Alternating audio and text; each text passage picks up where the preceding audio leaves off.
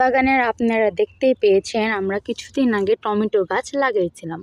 তারপরে এখানে লাগানোর পরে আমরা অনেক সুন্দর সুন্দর এখানে টমেটো পাচ্ছি এবং ছাদ বাগানে সহজেই আমরা টমেটোর গাছগুলো চাষ করতে পারছি। এখানে দেখতেই পাচ্ছেন অনেক টমেটো ধরেছে, এগুলো আস্তে আস্তে পেকে যাবে এবং আমরা এর আগে অনেক টমেটো লাগানোর পরে অনেক সুন্দর করে আমরা টমেটো খেয়েছি এবং লাল লালভাবে পেকেছিল। এভাবে আমরা সহজেই ছাদ বাগানে টমেটো চাষ করতে পারি এবং বাজার থেকে কিনতে হবে না আমাদের জন্য। আমরা টমেটো চাষ করার জন্য প্রথমে বাজার থেকে বা হাট থেকে টমেটোর গাছগুলো কিনে নিয়ে আসবে।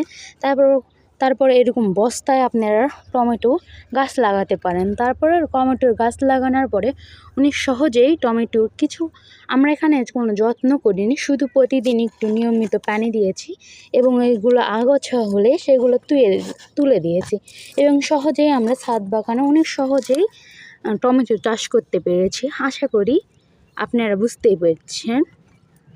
তো আপনারা সবাই যদি টমেটো এভাবে ছাদ বাগানে চাষ করেন তাহলে আপনারা অনেক উপকার এবং সাশ্রয় হবে না।